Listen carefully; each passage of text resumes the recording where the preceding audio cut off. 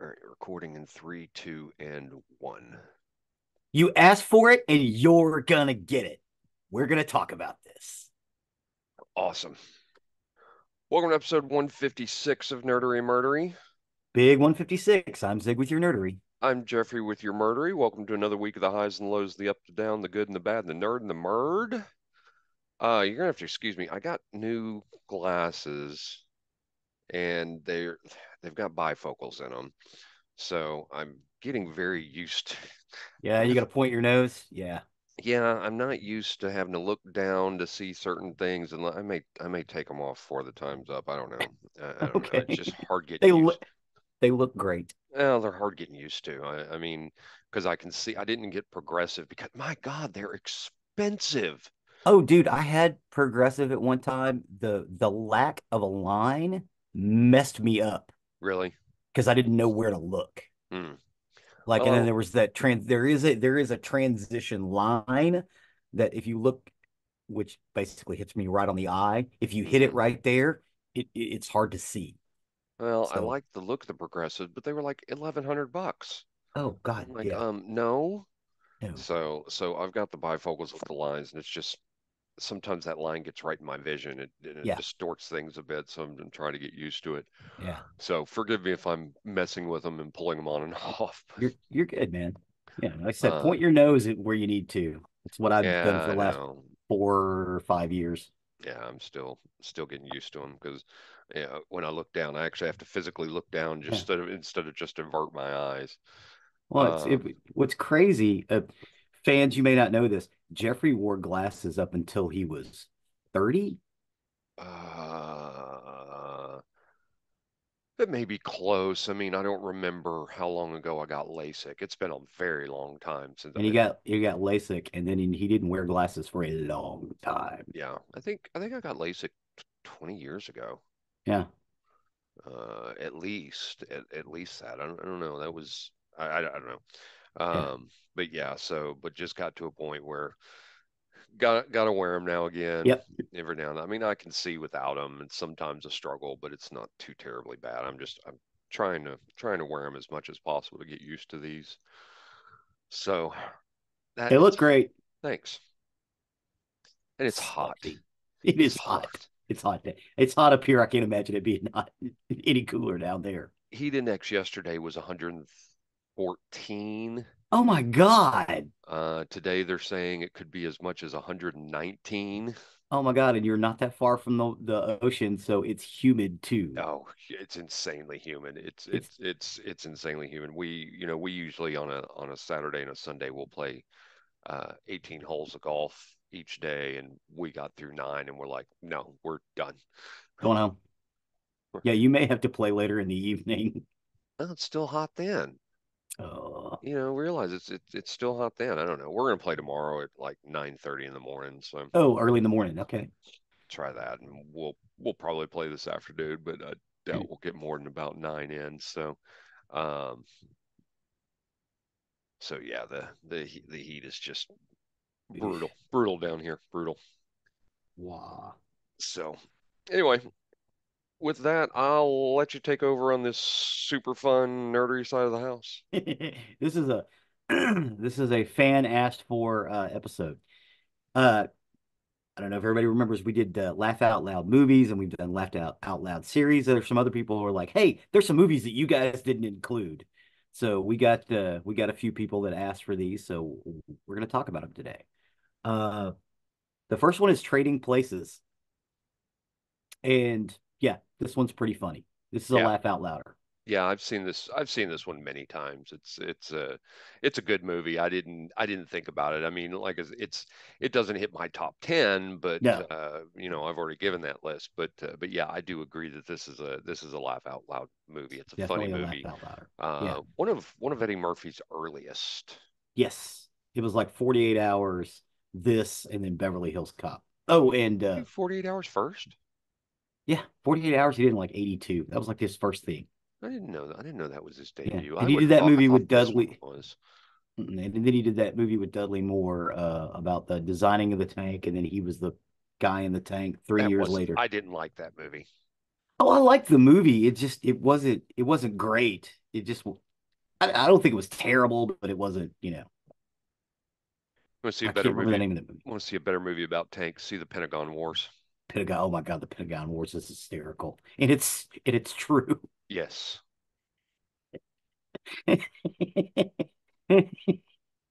uh, uh, so yes, Trading Places. It's a 1983 American comedy film directed by John Landis with a screenplay by Timothy Harris and Herschel Weingrod.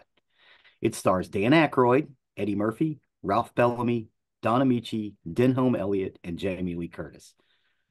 Um, and I know Dan Aykroyd had been around for a while, but he dropped some weight for this movie.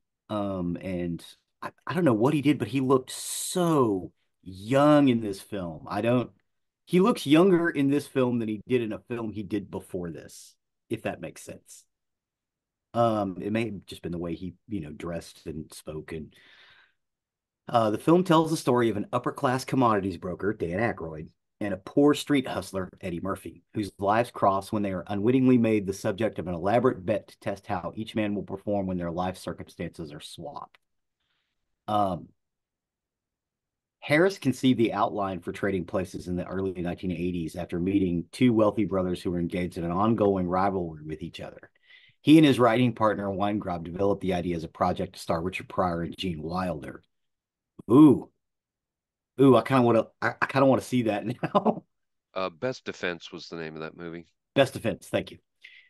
Thanks for looking that up. Hmm. When they were unable to participate, Landis cast Aykroyd, with whom he had worked previously, and a young but increasingly popular Eddie Murphy in his second feature film role. Landis also cast Curtis against the intent of the studio, Paramount Pictures. She was famous mainly for her roles in horror films, which were looked down upon at the time. Principal photography took place from December of 82 to March of 83, entirely on location in Philadelphia and New York City. Elmer Bernstein scored the film using Wolfgang Amadeus Mozart opera Buffa, The Marriage of Figaro, as an underlying theme. In the years since its release, the film has been reassessed both privately and negatively. It has been praised as one of the greatest comedy films and Christmas films ever made. I always forget this is a Christmas movie. Hmm. But retrospective assessment have criticized its use of racial jokes and language. In 2010, the film was referenced in congressional testimony concerning the reform of the commodities trading market designed to prevent the insider trading demonstrated in trading spaces. In 1988, Bellamy and Amici reprised their characters in Murphy's comedy film Coming to America. They're the two bums on the street. Yeah. I like this. I like this film. One, it addresses um, the idea of you get ahead because of who your parents were. Hmm. I Straight up, it pulls no punches. Right. Um, I it's gotten worse since 1983. Because if you catch a couple of breaks, you could have made it back then. Now, not so much. But yeah, it's poignant and oh my God, it is so funny. Yeah, and this movie holds up. I mean, Wow. I highly recommend seeing it. Oh yeah. This is a great one for the list. I like this one a lot. Oh yeah. Oh yeah. And and oh my God, just brilliant. Um, the next one is Overboard. Overboard is a 1987 American romantic comedy film directed by Gary Marshall, written by Leslie Dixon. It stars Goldie Hawn and Kurt Russell, and produced by Roddy McDowell. Yeah, this is one of Chelsea's favorite movies. I've The only seen it because of her. yeah, co-starred alongside Edward Herrmann and Catherine Hellmond. Love Catherine Hellmond. The film follows the demanding wealthy socialite who suffers from amnesia after falling from her yacht while vacationing on the Oregon coast, only to be taken in by a working class carpenter whom she mistreated. The film's soundtrack was composed by Alan Silvestri, while the Wright brothers' music used in the film was produced by Gary S. Paxton in Nashville. It was a box office disappointment. Hmm. Overboard has become a cult film. In an adaptation in India, an Indian film, Ekladka Edladki in 2006 was made, as well as an adaptation into the South Korean television series Couple or Trouble. And in 2018, it was remade with Anna Faris and Eugenio Derbez. The plot of the 1997 Malaysian film Maya Poman is loosely based on this film. It basically it's about this wealthy woman who has her own yacht and fortune, along with her husband Grant Slayton III. While waiting for her yacht to be repaired in the fictitious seaside town of Elk Cove, Oregon, Joanna hires local carpenter Dean Profit, a widower with four sons, to remodel her closet. Dean produces quality work, which she dismisses because he used oak instead of cedar, despite her not having requested this at the start. Dean agrees to redo the closet if he is paid for the work he's already done. To no avail, the two have an argument during which he berates her for her entitled attitude. This results in an angry Joanna throwing Dean and his toolkit into the water. That night, the yacht sails away. Joanna goes to a deck to retrieve a wedding ring, but loses her balance and falls overboard. She is later fished out of the water by a garbage scow and suffers from amnesia. And from uh, after seeing her story on the news, Dean seeks revenge by encouraging Joanna to work off her unpaid bill for the hospital. And he tells her that she is his wife, Annie, and the mother of his four unruly sons. She reluctantly goes home with him and is appalled by the family's ramshackle residence. Um, Again, this is kind of a haves versus the have-nots. I see a pattern here. Um, when this movie first came out, I didn't really appreciate it. I saw it, I didn't think it was that funny. I've seen it again since then, and I thought it was a pretty funny film. What do you think about Overboard? I thought it was funny enough. Like I said, this is one of Chelsea's favorites. I think it's okay. Yeah, It's not great to me. It's got some very funny moments. yeah, Kurt Russell and Goldie Hawn play well off each other. yeah. Um, The acting is fine. and actually, now that I think about it, I'm not sure who Goldie Hawn doesn't play well Yeah, with, yeah. because she's really good in most everything I've seen her in. If I'm going to go Goldie Hawn for a funnier movie, I'm going to go Seems Like Old Days or Seems Like Old Okay. Times. Seems Like Seems like Old old Times. times. Her and Seems like Chevy old times was great. Chase, Yeah. And Charles um, Grodin. Oh and my Charles God, Charles Grodin. I Grodin think is so that's a good in great that. one. Hmm. Not as funny, but I think a better movie is Foul Play, Yeah. with her and Chevy Chase again, a murder mystery. Private Benjamin. I watched Private that Benjamin. recently. Private I Benjamin is forgot how good that movie. outstanding. Yeah, I forgot how good that movie Outstanding. was. She was just a really great actress, but yeah, they play well off each other in this movie, and it does have some very funny moments, and it ends up being a romance, like you said. It's a Hmm. comedy romance. Would I put it in my top 10 laugh out loud? Yeah. No, Not even close. but it's worth a watch. It's Yeah. it's it's good enough to watch. Yeah. I'd give it at least one. It's funny. I have not seen the remake. I watched part of it because it was on. I was doing something else. Hmm. It was all right. What I saw was all right. The two leads did not have the chemistry that Kurt Russell and Goldie Hawn had. But again, like you said, I mean, Goldie Hawn has chemistry with everybody she's on screen with. Oh God, best That's what she friends. does. Best friends, her and Burt Reynolds. Oh my God. Oh yeah, That's a that was a great great. movie where they're the two movie writer or TV writer, they're script writers. Yeah, That's a great movie. That's a funny movie. So yeah, I would I could see different Goldie Hawn movies in the list than this. This is not my favorite of yeah, hers. It's okay. I think there are much better movies with her in it. yeah. Wildcats. Never saw Wildcats. Oh my God, Wildcats is great. Yeah, She is this she's this straight up hardcore coach and yeah, everybody gives her shit for it. And then she just she she outpaces all of those boys and they're like, "Oh my God." She's like, "Okay, I beat you all in a race. You got to listen to what I say." yeah. I knew what that movie was about. I'd just never seen it. Oh yeah, love that movie. Saw that one in the theaters. Laughed out loud. The next film is Mrs. Doubtfire. Is a 1983 American comedy drama film directed by Chris Columbus and written by Randy Meyer Singer and Leslie Dixon. It's based on a 1987 novel, Madame Doubtfire by Anne Fine. Robin Williams, who also served as producer, stars with Sally Field, Pierce Brosnan, Harvey Firestein, and Robert Prosky. It follows a recently divorced actor who disguises himself. Recently divorced voice actor who disguises himself as an elderly female housekeeper to be able to interact with his children. The film addresses themes of divorce, separation, and the effects they have on a family. This movie was a hit. Hmm. Uh, it also won an Academy Award for Best Makeup, Golden Globe Award for Best Musical or Comedy, Golden Globe Award for Best Actor in a Musical or Comedy.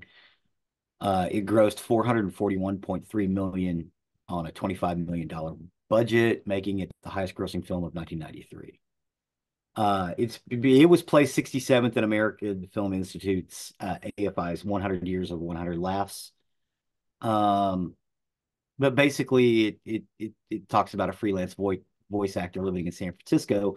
He's a devoted father to his three children, a 14-year-old, a 12-year-old, and a 5-year-old.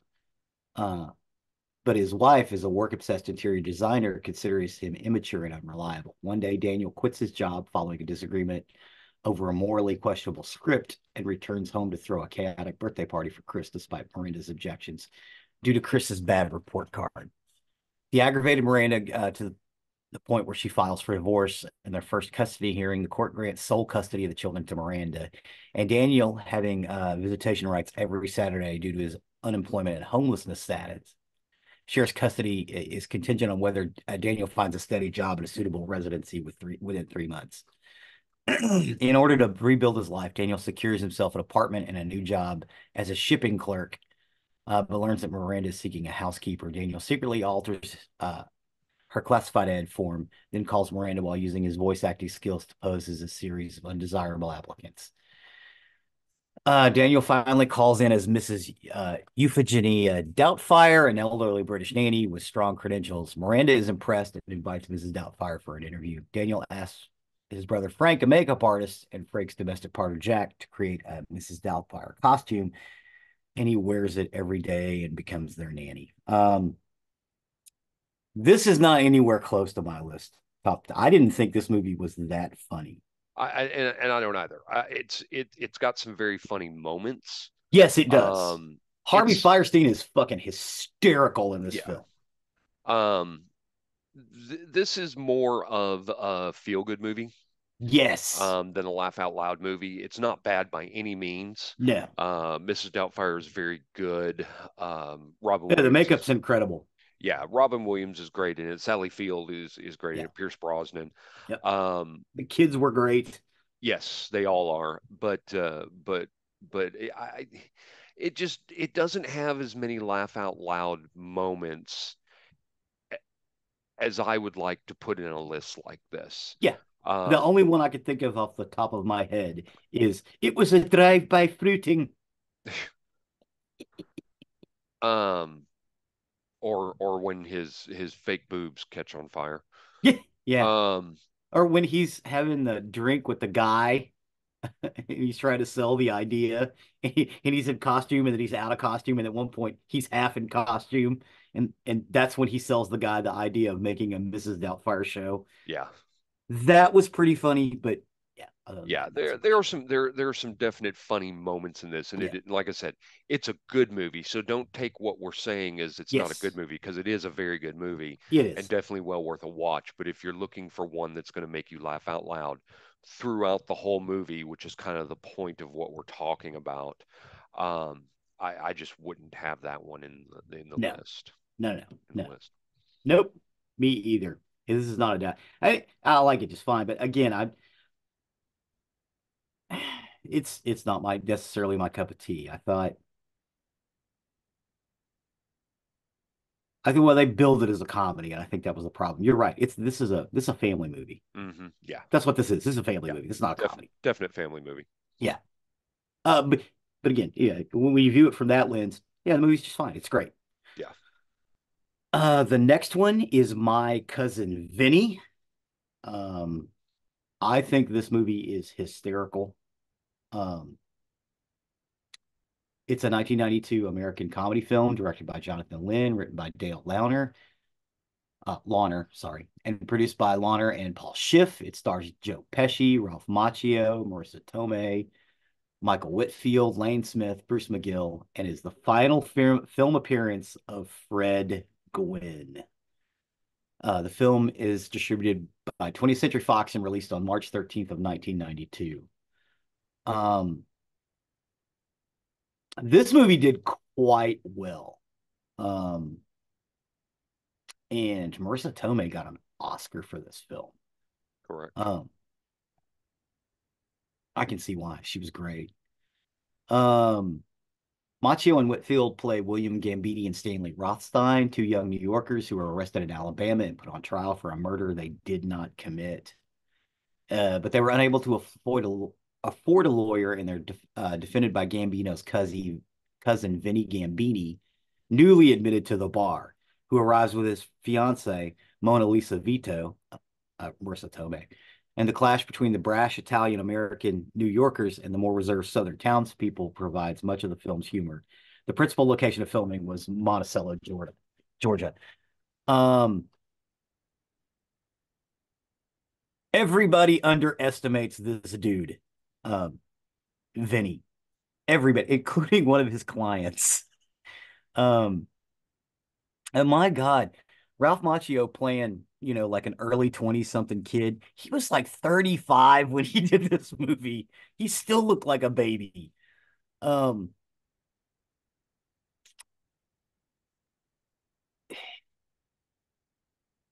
I can't say anything bad about this film. I just watched it recently and I forgot there were parts of it that were so funny when he's addressing the scenes in the court where he's addressing how to cook grits because they all assume he doesn't know, except that Vinny is a bulldog. He gets a hold of something and he does not let it go until he has understood it. Um, and Joe Pesci dialed into that so much that it borderlines obsessive compulsive in his portrayal in this role. And that's what this needed. That's why he is so good. And Marissa Tomei just kind of rides the wave of this insanity as uh as Mona Lisa, and she's great. I understand why she got the Oscar for it. What do you think about this film? So the funny thing is, when we got this list and I was going through it, and trying to want to give watches and everything like this, I had never seen this movie. Oh my God! So 2024 is the first time I've ever seen My Cousin Vinny. It was brilliant. It was Uh-huh. funny. Marissa Tomei steals every scene she's in, Uh-huh. which is why she got the Oscar. She's absolutely brilliant. Yeah. But probably the funniest parts of the movie, every time he tries to go to sleep somewhere new, the noises just constantly wake him up until he's in jail. Uh-huh. And the noises there don't wake him up at all. Yeah. He has the best sleep he's had since he gets down there. I think Um, I think at one point he just shows up at the jail to get a good night's sleep. yes. It's brilliant. It's a great courtroom movie. I'm a big fan of courtroom dramas, even courtroom comedies and things like Yep. that. It's brilliant. The prosecutor, what is that actor's name? Uh, Hold on. I'd Michael have to look. Whitfield. Yeah, Michael Whitfield. he's a great actor. I love him. He plays such a great character in everything he plays. But Yep. this movie is brilliant from start to finish. Oh my God. There's I just I This is a great movie. Yes, laugh out loud throughout. This one Yes. belongs for sure. Oh, definitely. Definitely. Great.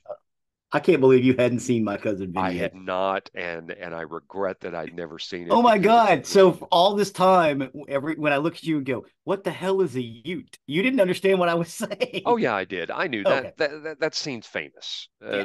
That scene's absolutely famous. It was in the trailers. Oh, that's Um, right. yeah. So I knew. I knew it was Fred Gwynn. I knew it was uh, Joe Pesci. Joe Pesci. Yeah, I'd known that for years. I knew who all was in this, and I had heard that Marissa Tomei was brilliant in this movie. I just never sat down to watch it, and Right on. I'm so glad that I did. I'm so glad this is in the list because that was a great movie. I would watch it again for sure, and it's laugh out loud throughout the whole thing. Yes. Brilliant, brilliant. Brilliant, brilliant film. Yep. The next film is School of Rock.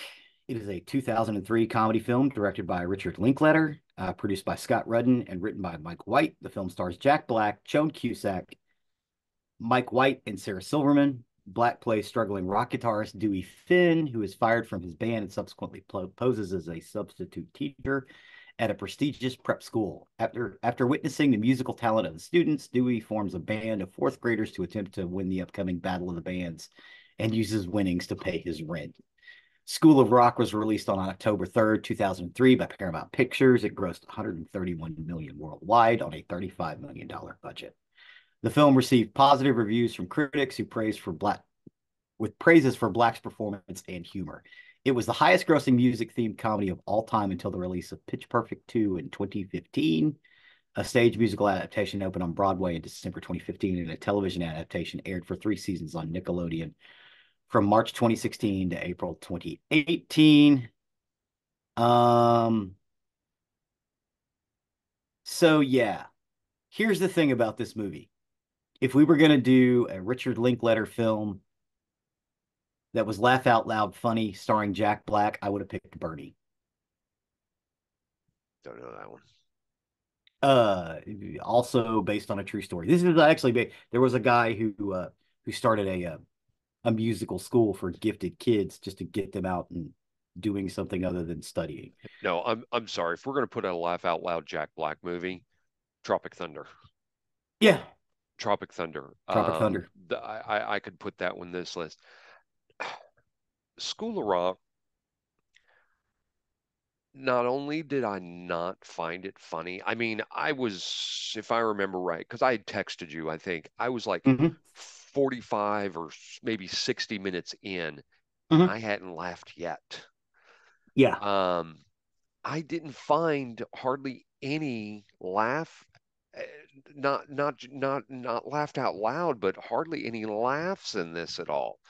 Okay. I just didn't find it funny. I didn't find it that good of a movie.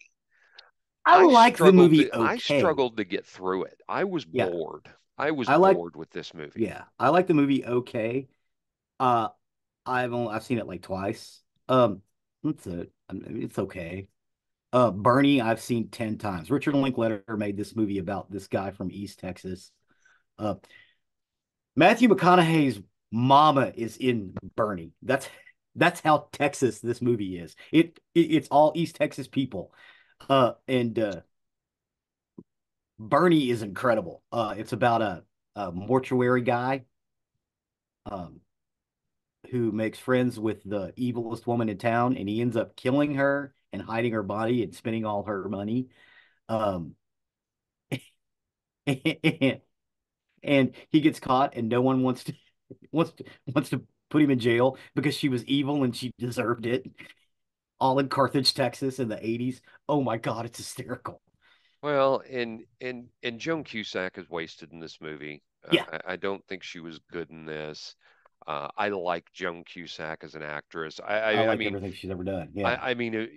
this reminds me of another movie that probably could have made my list. It's close for with Joan Cusack is In and Out with her and Yeah. Kevin Kline. Oh Brilliant my movie. God. In and Out, So so funny. funny.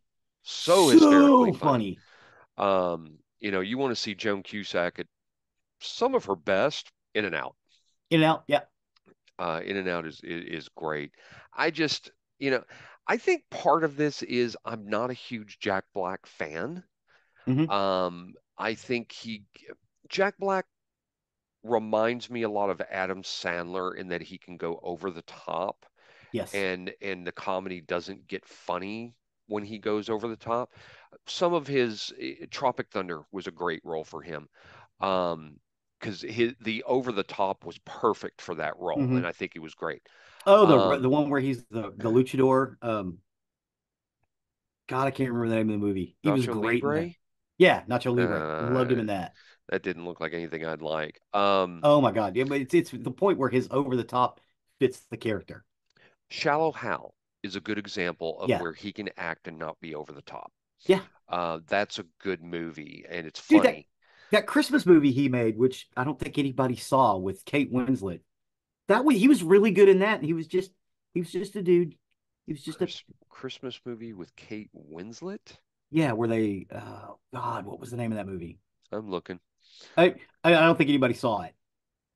Uh, Not sure. I'm looking right now, see if I can recognize anything. Yeah. It was a rom But com, but he wasn't being funny. He was just well, reading the lines. and that's the thing about Shallow Hal. It's a rom com. Yeah. And I think I think that one I think that one is well done. I think he's really good in that one. Um, he can be good without being over the top, but Jack Black sometimes just goes to the extreme, and it just I just don't like when he does that because, like I said, it's like Adam Sandler. Adam Sandler has some good movies. He also has some bombs, and most of those bombs is when he goes too far. He goes over the top. And this one, I just like I said, Yeah. I didn't really even enjoy this one. You didn't like it Uh, at is it all. is it The Holiday? Yeah, I think so. That sounds Uh, right. who else were you saying was in that? Him and Kate who? Winslet. Yes, she's in it. It's The Yeah, Holiday. that's the Oh, one. Cameron Diaz is in that one too. Yeah.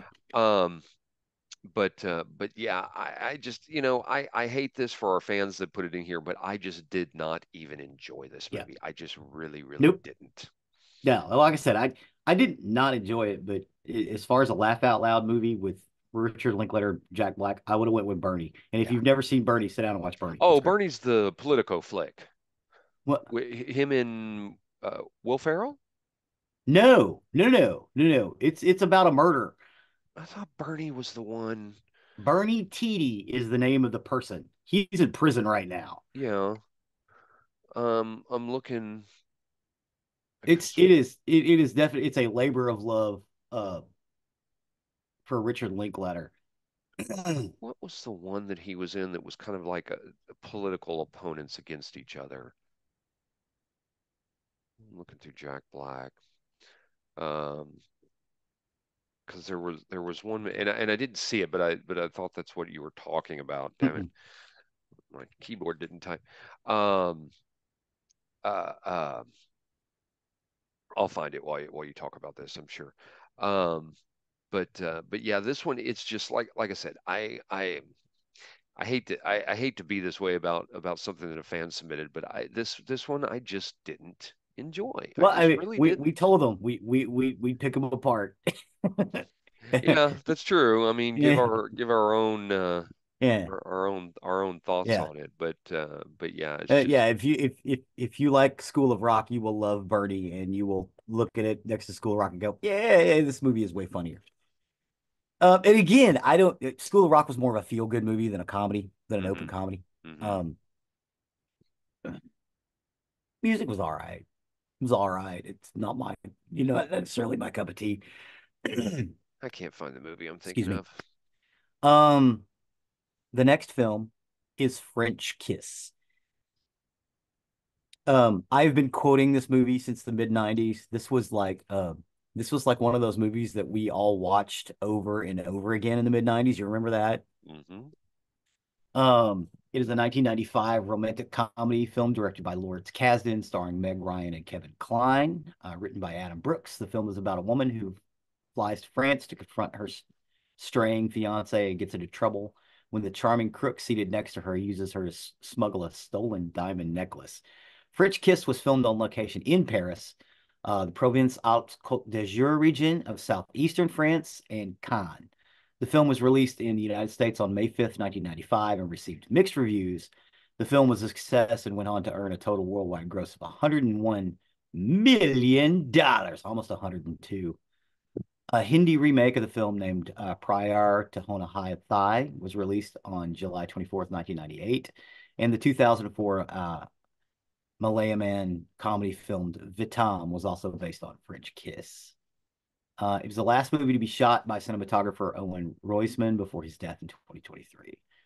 American history teacher Kate lives in Canada with her fiance Charlie, a doctor. When Charlie urges her to accompany him to Paris for an upcoming conference, she declines, partly due to her fear of flying, her intolerance for cheese, and the stereotypical idea she has about the French.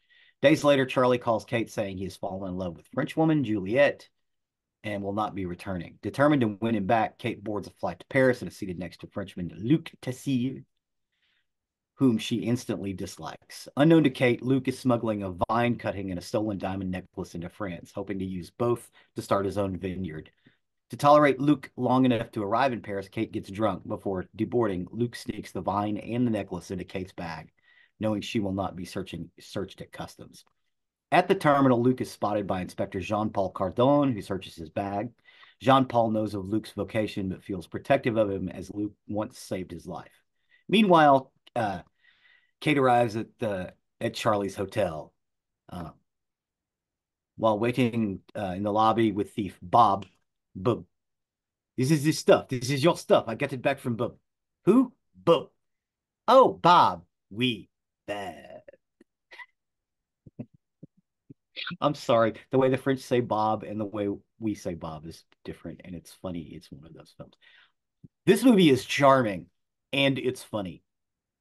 Um, Meg Ryan and Kevin Kline as two people who both love and hate each other at the exact same time is brilliant. Um, Jean Reno as the detective following them around. Plus, you get to see all this lovely French countryside, and you realize, oh yeah, France is mostly farms. You got the big city of Paris, you got a couple of other big cities, and the rest of it's just fields of stuff to eat and drink that they grow, and it's lovely and wonderful and beautiful and funny. Kevin Kline is hysterical in this movie. Kevin Kline is brilliant, I think, in everything I've seen him in. Oh yeah. Um, you know, I'm going to be unpopular in this one because I don't really like this movie, but he's still brilliant in it. A Fish Called Wanda. I'm not a fan of that movie. Really? No, not really. I that was kind of a movie I felt was a little over the top, but he's brilliant. Kevin Kline in so many movies that he's absolutely brilliant. French Kiss is definitely one of those. This is a good movie from start to finish. This is one I've seen many times. It's Mm-hmm. very funny. Definitely belongs in a laugh out loud list because it has lots of laugh out loud funny moments. It's Mm-hmm. also very heartwarming. It is a rom-com. Um, and it's very good. It's complete tangent though. As I was looking up this movie just now to look for something, I don't even remember what. Um, an actor popped up when I typed in French, and it reminded me of a movie that absolutely could hit this list, and I hadn't thought about it, but it's a great movie. But French Stewart in the movie Love Stinks. Oh my That God. movie is Oh my God. hysterical.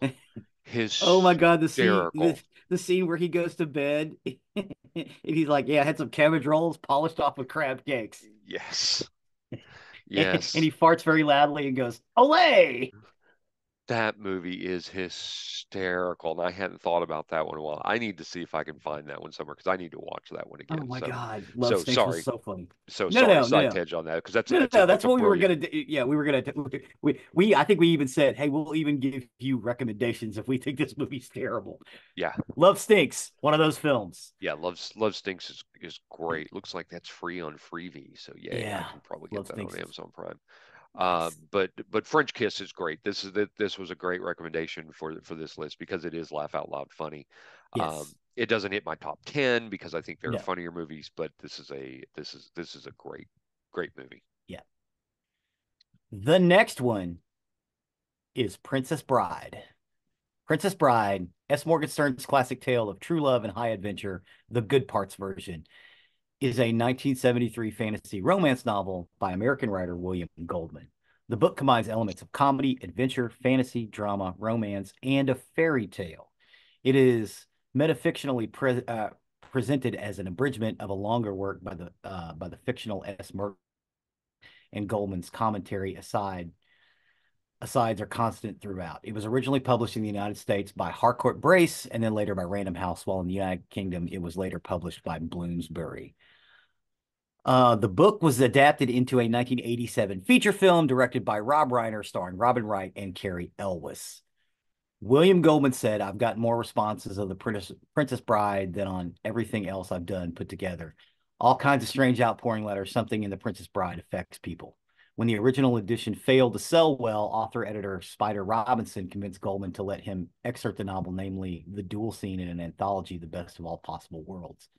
Robinson believed that helping the novel reach the right audience. In 2015, a collection of essays on the novel and a film adaptation was published entitled The Princess Bride and Philosophy.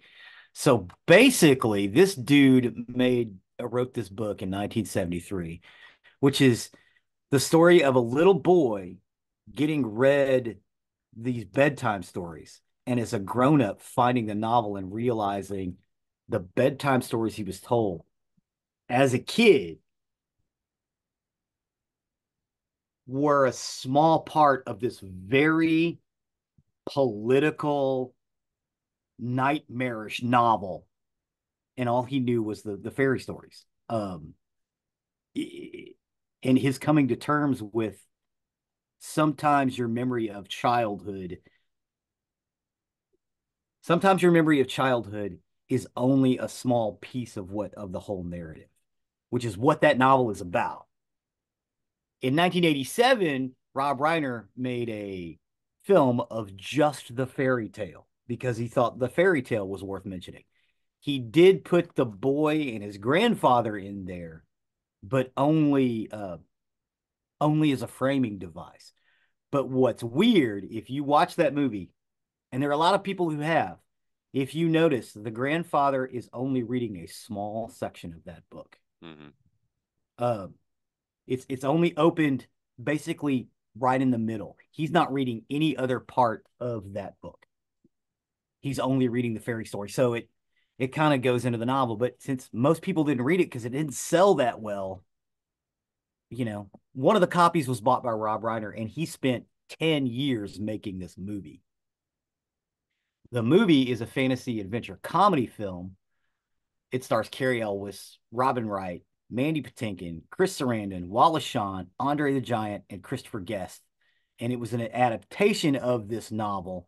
It's very swashbuckling, but the metafictional narrative style is lost a little bit, but they do kind of include it. The film was released in the United States on September 25th, 1987. It was well received by critics, and it has become somewhat of a cult film.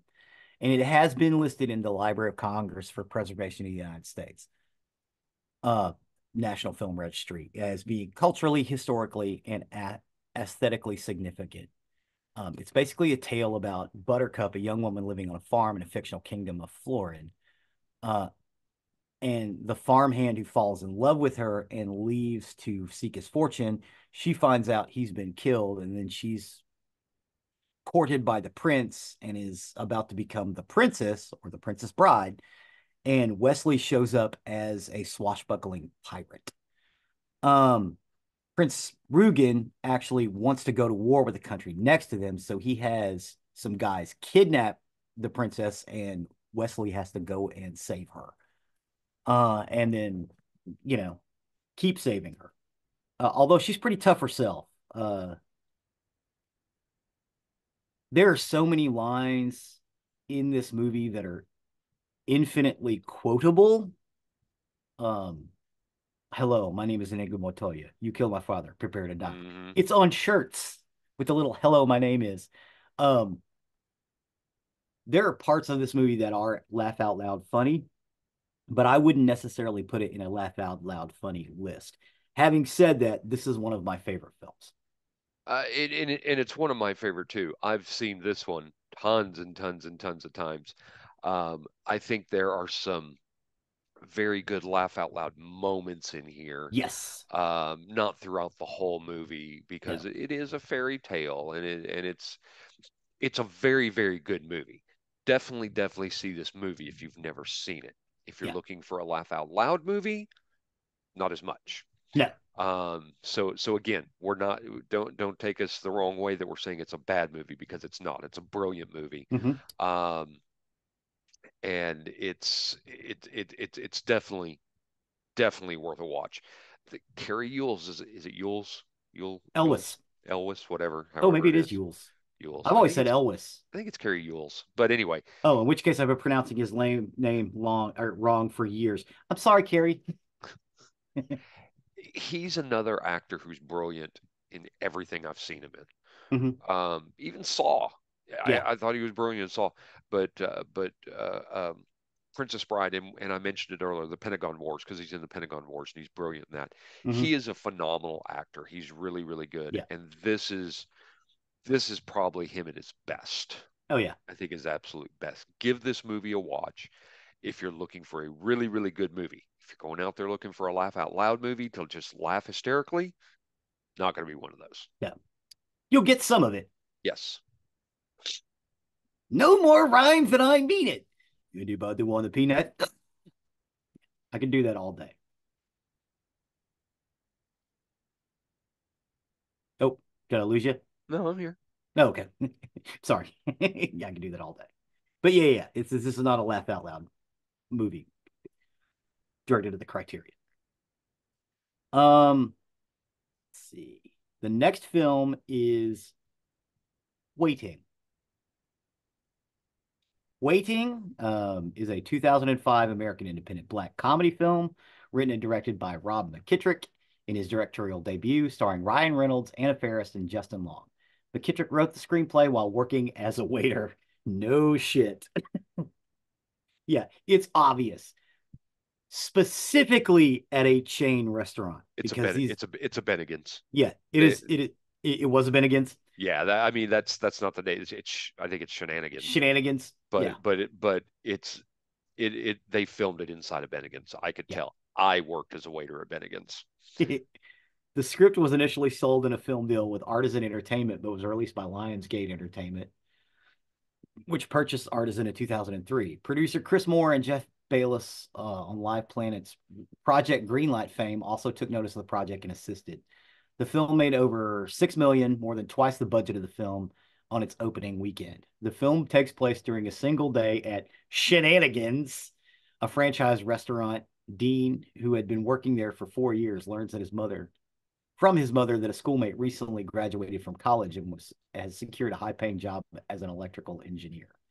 Dean's co-worker Monty takes new employee Mitch through his training, introducing him to the staff both in the restaurant and kitchen. Monty also shows Mitch the penis showing game, where the male staff deliberately expose their genitalia to their unsuspecting co-workers, as well as the way the staff deals with rude and entitled customers. And one scene, food is sent back with the kitchen staff then gladly contaminate it with spit, dandruff, and other unsavory bits. The remaining wait staff are Serena, Monty's ex-girlfriend, Natasha, the underage hostess who shares a mutual attraction with Monty, Amy, who is Dean's girlfriend, Calvin, a hopeless romantic who cannot urinate in public, and Naomi, a constantly angry waitress. Managing them is Dan, who offers Dean the assistant manager position in completion in competition to Calvin. And altercation with a customer who left a pitiful tip to Dean's results in Dan demanding an answer from him by the end of the day. Um, this movie is so funny if you've ever worked in the restaurant industry.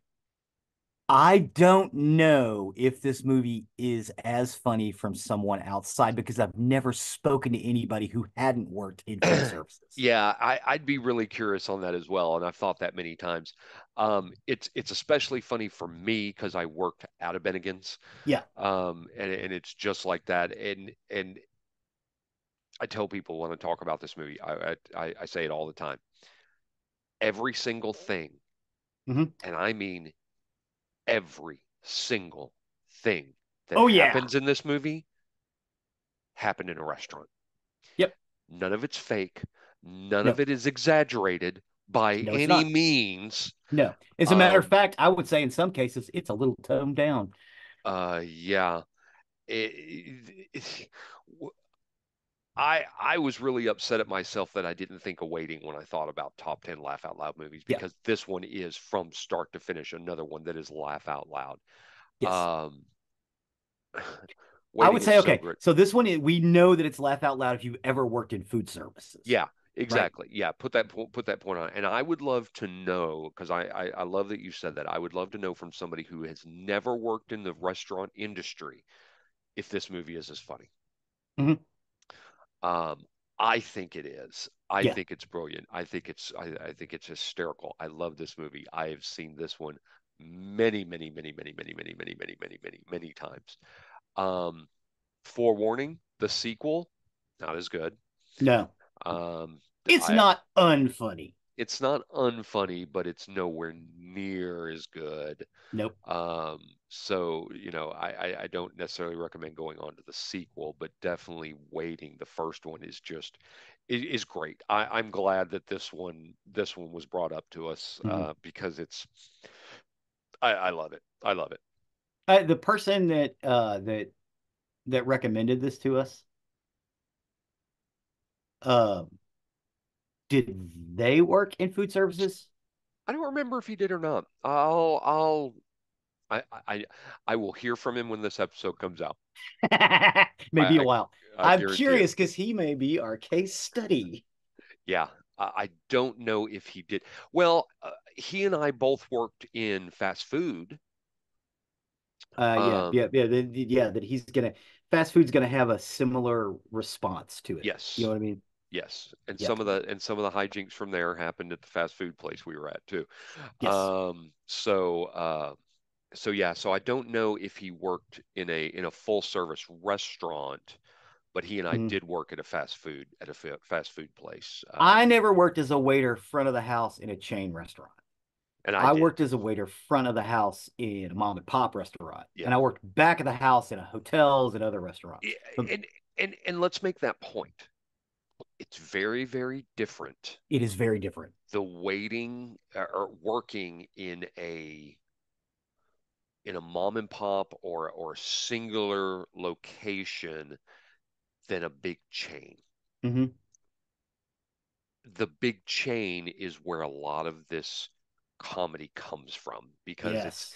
because the big chains will hire people with less experience and younger people usually Hmm. that just seem to get into hijinks. Yeah. Um, Well, they want young people. A, they won't bug them for more money, yeah, they and B, won't.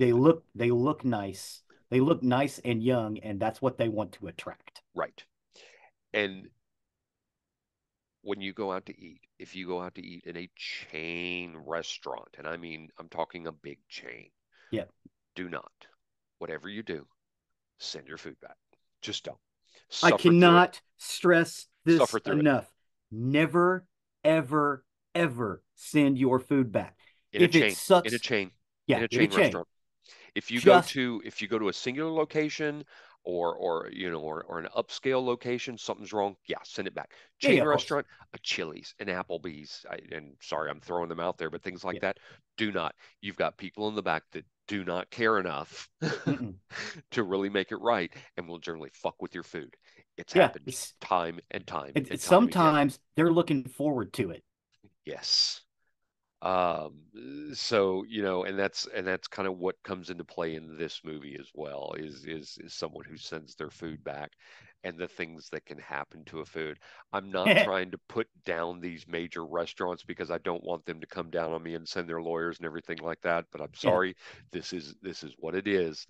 It's Yep. been this way for many years. Yep.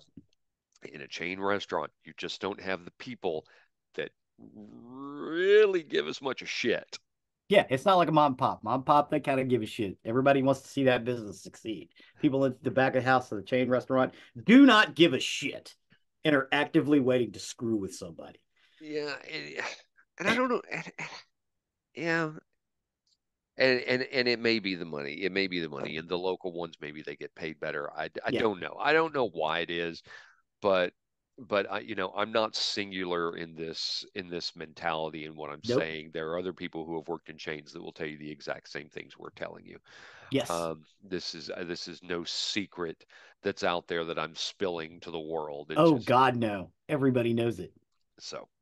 They put it Anyway, in a movie. yes. So waiting, watch it. Good movie. Watch it. Oh God, yeah, really funny. And if you've never worked in any sort of food service capacity, hit us up and tell us what you thought about it because Yeah, we I really really, want to really, know. really want to hear that.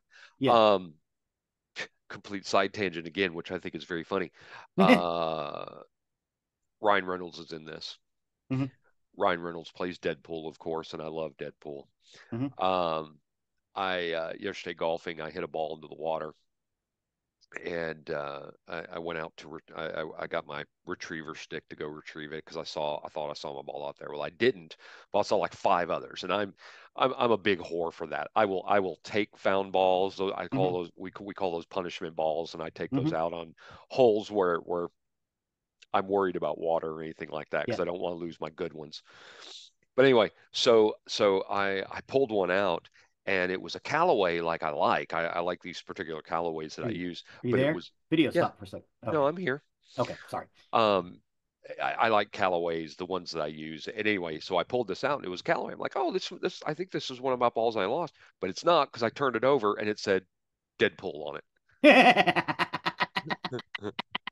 So anyway, The final film in our list is Idle Hands. Idle Hands is a 1999 American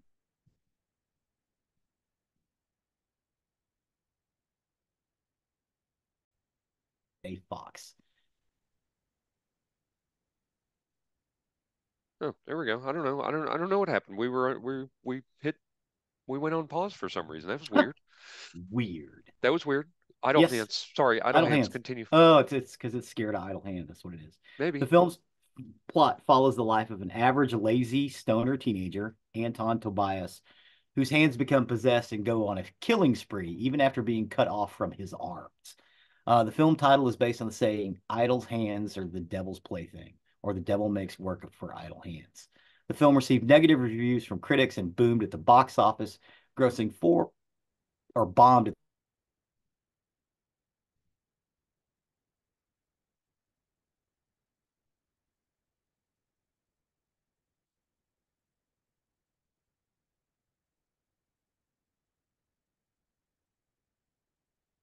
goes to check on what that noise was, while Mrs. Tobias Hey, calls the hang police. on. I'm sorry. We're gonna have to go back. So, we paused or we I lost connection at the movie Bombed. Oh, okay. So, if you can go back to that, please.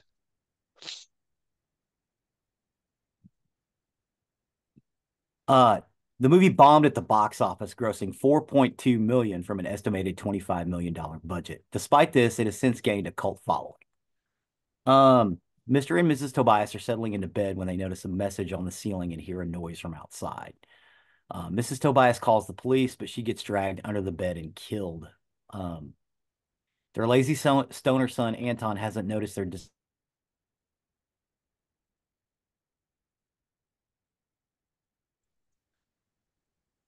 Anton hasn't noticed their disappearance in 7 days. One morning, Anton runs out of weed and goes to his friend Panub's house to get some more, but he says he's run out of weed too. Panub and his other friend Mick suggest that Anton should go and talk to his neighbor Molly, the girl that he likes. He sees Molly dropped her lyric books and goes to return it, but he ends up being pretty awkward. Anton goes home and makes himself a sandwich, and he notices the knife he's using is covered in blood and his cat Bones playing with an eyeball. Running in a panic, he trips and finds his parents. Mick and Penub show up at Anton, and Anton shows them the bodies. Then they figure out that the killer is Anton. Mick tries to call 911, but Anton pulls out the phone cord and claims that he isn't the killer. But he murders Mick with a glass bottle. Anton promises Penub that he didn't mean to do it, but they find out Anton's hand is possessed. His hand chases Penub into the basement and tries to stop his hand so Penub can escape, but his hand overpowers him and decapitates Penub. Anton's hand throws Bones out the window, and he goes to look for him. But the hand pulls onto Molly's porch and rings her doorbell. Molly takes Anton into her room to make out, but her parents come home, so Anton leaves. Anton buries his friends and parents' corpses in his backyard, but Mick and Penub come back as zombies and knock him out.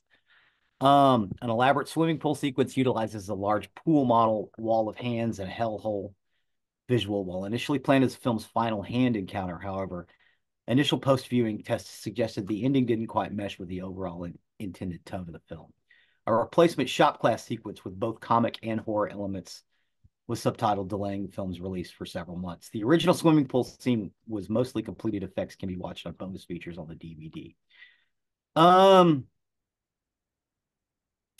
my friend who brought this up, um, she was like, "Dude, no one ever mentions this film. I think this film is hysterical." I would agree with her. This isn't again, I would not put this in my top 10 because I hardly ever think about this movie, but it is really, really funny. Eldon Henson, who was Foggy in the Daredevil series, and Seth Green play the two stoner friends. After they come back as zombies, they're in most of the scenes, and every scene they're in is funny. Everything they do, everything they say is hysterical as vengeful zombies. Um, the scene with him just being high and tripping over his parents, also hysterical. But this movie is dark, um, dark, dark, dark. It is definitely a black comedy. But yeah, this is one of those ones that I would say, yeah, I understand why she put it in here. Not one of my top 10, but a good one. And it is hysterical, especially once the two friends become zombies. That's where you don't stop laughing. I, if I were to put a zombie movie in this list, I would Mm-hmm. much rather the one that what's his name did. Shaun of the Dead. Yes, Shaun of the Dead. Yeah. I think is a better movie. Um, I think is a funnier movie. I just this doesn't go in my top 10 laugh out loud movies. It just doesn't. Doesn't? Okay. No, there's some funny things in it, but I think this one is a little too dark It is dark. to to be in there. Um, so no, I don't know.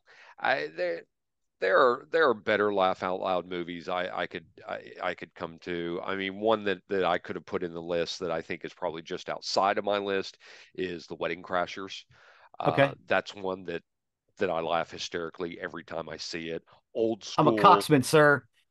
yeah, Old School is another one. Yeah.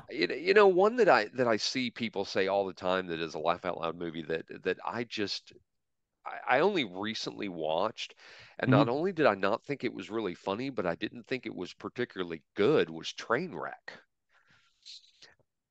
That's the Amy Schumer film. Amy Schumer, Bill Hader. There's like, I don't know, a couple of funny scenes in it, but definitely not not to the level that I've heard so many people say on that. I was disappointed with that one, Yeah. but I don't Wedding think I've seen it Crashers all the Old way School. through. I Uh, I struggled to get all the way through it. I fought through it.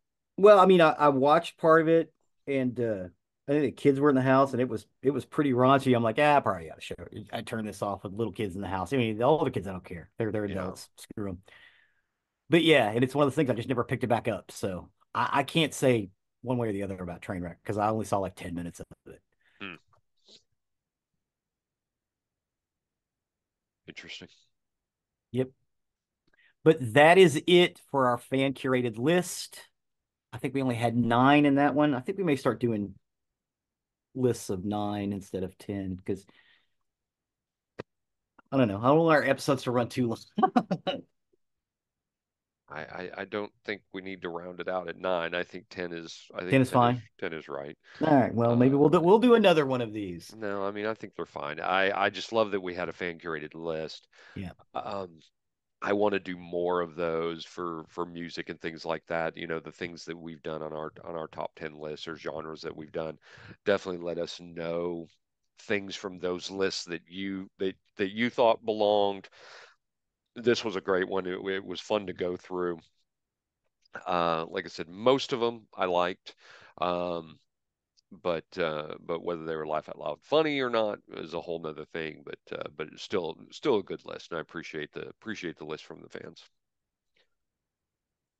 Awesome. Well, with that, we'll take over on the murdery side of the house. Murder. For today, I got my information off Medium, Wikipedia, the Daily Mail, and the Mirror, and this is the story of Russia's cannibal couple. Russia's cannibal couple. So a young couple, or a couple, I don't, they weren't necessarily young, but they weren't old either. Anyway, whose crime shocked Russia after they were exposed as cannibals, were only exposed after they took photos of themselves posing with body parts. When Dmitry and Natalia Bakshiv first got together in 2012, she was a struggling alcoholic who drifted from one dead end job to another, while he was a laborer and petty criminal who had served time for burglary. They were two ne'er-do-wells floundering in the sea of life, and it was clear early on in their relationship that they were made for each other. At some point during their courtship and subsequent marriage, the pair discovered that they were opposite sides of the same coin. While he was weak-willed and crass, she was intelligent and engaging when it suited her purposes. And the coming together of their personalities made for a very deadly combination, as the world would soon learn in time. Dmitry and Natalia were allegedly butchering dozens of people over a period of 18 years before police finally discovered the cannibalistic lair that was hidden in their flat, including cutting off body parts and photos of their human meat dishes. Good God. Dmitry was born in 1982 and Natalia in 1975. So, like I said, not young, but not old. Natalia worked for some time as a senior nurse in the sanitation department of the Krasnodar Higher Military Aviation School of AK Surov pilots, but was dismissed due to her chronic alcoholism. Unlike Holy Dmitri, shit. She was dismissed for chronic alcoholism in Russia. yeah, Damn. yeah. Unlike Dmitri, she was mostly raised by her grandmother because her mother died when she was very young. She had always aspired to be a doctor from a very young age, and she was married twice before meeting and marrying Dmitri.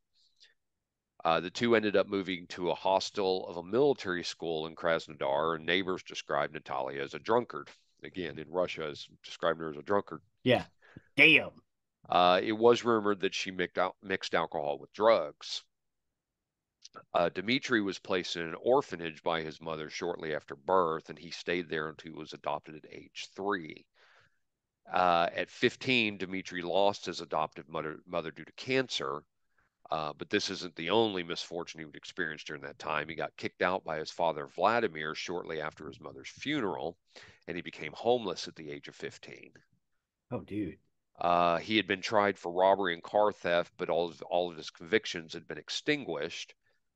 He worked as an apartment repairman and general worker, and the Bakshivs had lived together since 2012 in a school dormitory, the room being inherited by Natalia from her previous husband, but the couple led a very antisocial lifestyle.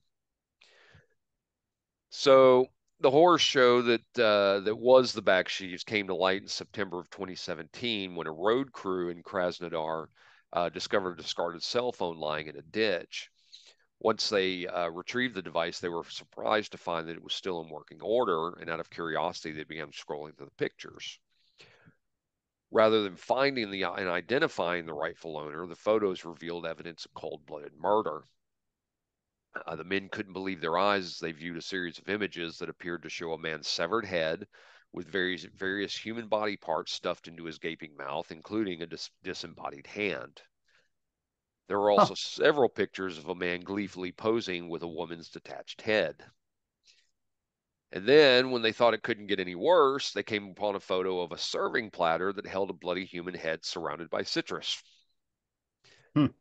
That image had been captured sometime in December, suggesting that the gory display had been the centerpiece of someone's Christmas dinner table.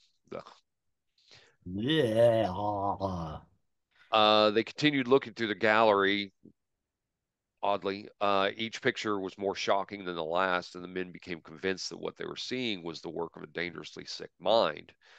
And knowing what they Yeah, I had, wonder if it's something like you're watching it, you're looking at it, you're looking at it, you're looking at it, you just you're can't looking at it, stop. and I cannot stop. I need to see. Yeah, yeah. I need to see if this is real or not. Well, they did the right thing and they headed to the local police station without any further delay. Oh And yeah, once the police had the evidence in hand, it didn't take authorities long to trace the cellular back to its owner, who they learned was a street cleaner named Dmitry Bakshiv. They brought him in for questioning, he readily admitting to having the pictures, but claimed the whole thing had been a misunderstanding. The way he told it, he had happened upon the bodies completely by accident while scavenging in the woods. And instead of being put off by the sight, he thought it would be amusing to take a few selfies with the corpses, some of which had been dismembered.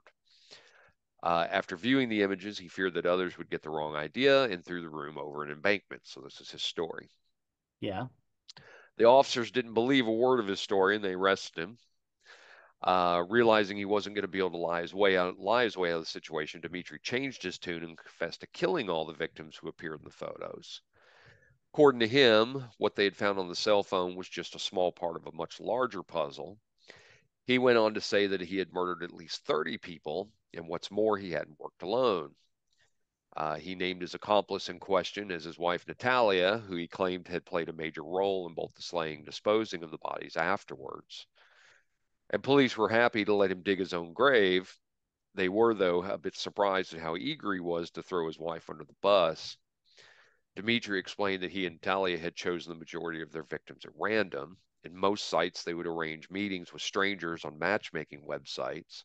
And in many cases, they used ether and a Russian drug Corvalol, which was a main substance in phenobarbital, to make their victims sleep. When their unsuspecting dates showed up on their doorstep, they would take them to a nearby shack and stab them to death. And then after that was done, they would get to work on dismembering the body. On occasions when they were feeling particularly perverse, they would drug their victims with sedatives before skinning them alive. Oh, And while every aspect of this is abhorrent, it's what they did next that really shocked the detectives who were assigned. The couple had worked at various times at the local aviation academy, which trained student pilots, and although she had been a nurse by trade, Natalia spent most of her time helping out in the kitchen. the kitchen. Her experience as a cook had come in handy when it came time to butcher the remains of their victims, which she then preserved for later use. And sure enough, when their home was searched, there was a hodgepodge of body parts which was found in both the refrigerator and the freezer.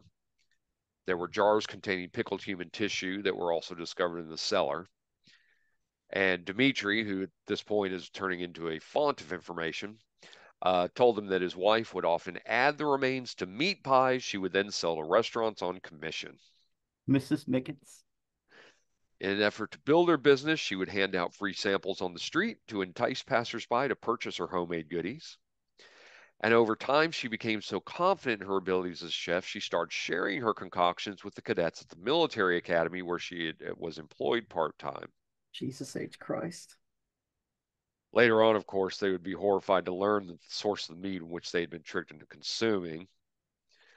Among the grisly finds during the search of the couple's home was one particularly shocking picture. In one of the photographs, a cooked human head lies on a dish strewn with tangerines. Instead of eye sockets, there were olives and a lemon attached to the nose. The picture was dated December 28th, 1999, which led to the suspicion that the couple had been killing and eating people for 18 years. Good God. Also in their home, they found many mobile phones of the victims and also video lessons on how to cook meals from human meat. And another chilling item found in the couple's home was a recipe book that explained dinners to make using human remains. And this book was written in Natalia's handwriting. The last known victim of the couple was a waitress named Elena Bakrusheva. Good I'll leave job. that there. She made the mistake of showing up at their home one evening for what she had been led to believe was a dinner party. Shortly after her arrival, things turned ugly when Natalia accused the 35-year-old of having an affair with her husband. When it became clear that things were getting out of hand, Dmitri had settled the argument by stabbing Alina in the chest, thus proving his loyalty to his wife. The pair had then dismembered the guest body, salvaging anything they deemed edible, and the cell phone was discovered a few days later, effectively bringing their cannibalistic killing spree to an end. In the picture found on Dimitri's phone, he can be seen holding a severed hand and sticking his fingers into his nose and mouth. Investigators do believe that this hand belonged to Alina. The police search later led to more of Alina's body parts, including her severed head, which were located in a trash container near the pair's home. Investigators were appalled by the state of the Bakshiv residence. It was a cluttered mess which reeked of rotting food. They literally had to kick their way through it. And even so, the shed in which most of the victims had spent their final moments made the dwelling look like a palace. There was a rundown shanty that was polluted with filth of every kind, and the site they referred to as the crypt was something out of a nightmare. Agents described the acrid stench of death and decomposition of having been almost unbearable. Stinking of decay and brimming with trash, the place where most of the murders had allegedly been carried out wasn't even fit for man or beast. As tragic as the case was in every sense, those who saw it through to the end had taken solace in the knowledge that thanks to an eagle-eyed road crew, no one else would fall prey to the two of the most brutal serial killers in recent memory. In spite of their horrifying nature, the crimes had gone undetected for several years before they'd finally being discovered, and this led investigators to believe that the couple had no plans of stopping anytime soon. In 2019, the Bakshis were brought to trial in connection with the death of Alina, who was the only victim whose fate could be proven in a court of law. Both Dmitri and Natalia underwent psychiatric tests before their respective trials and were judged to be mentally healthy. Criminal lawyer Dr. Yulia Fedotova claimed the murder and slicing up of Alina's body was carried out by a skilled butcher who had previous experience, indicating it wasn't Dimitri's first murder. When all this was said and done, Natalia was convicted in 2018 of inciting her husband to commit murder and sentenced to 10 years in a penal colony. She testified during her trial that her husband, quote, put the body parts in the bathroom, cut the skin off the skull, severed the ears and lips with his teeth, and ate them. Upon her release, she will be subjected to strict supervision for 18 months before being released into society. And since investigators haven't brought any additional charges against Natalia, she'll be released from prison in 2029 at the age of 54. After being found guilty of Alina's murder, Dmitri was ordered to serve 12 years plus 2 months in a maximum security strict regime penal colony. He had been incarcerated for less than a year when he died unexpectedly from complications of untreated diabetes mellitus at the age of 38. And if it's true that future behavior is dictated by the past, his passing may very well have saved countless victims to come. And that's the story of Russia's most notorious cannibal couple. That is amazing. I have never heard that. I hadn't either. I thought that Like was. I had heard about Citizen X, Mm-hmm. because they made a movie about it in the late 90s, early 2000s, but I had never heard of This this. couple, yeah, Yeah, no, I mean it's that's crazy. amazing. Many as 30 people. I mean, it's just nuts. Ugh. So there you go. Nice dark tale for you for No, your thank you. listening Thank pleasure, you. Yeah, listening or viewing pleasure, whichever. that's true. You can watch it on video. So that'll take us to the end of another recording week. As always, you can find more information about us on nerderymartyr.com. That's our hub for everything we talk about. You'll find links to what we've discussed plus pictures, Mhm. and you'll also find the link to our YouTube page, which Zig keeps continually updating. Yes, yes. There are plenty of instances and examples of the stuff that we were talking about today. Awesome, Um, appreciate that. thank you. Also on our Sure. website, you can find the link to our merchandise, or if you wish to show off your nerdery murdery fandom, please do consider that. That along with our patrons, you can find the link to our Patreon site. Our patrons do help with the costs that go on with this show. There are costs to keep us on the air, our website, our domain, and producing everything like that. So please do consider donating to the show or purchasing some merchandise. It really does help us. Please and thank you. Please and thank you. And last but not least, please don't forget to leave a 5-star review wherever you can. It helps us and helps others find our content that may be looking for the stuff we talk about. So with that, I have been Zig with your nerdery. and I'm Jeffrey with the Murdery. Cue the music.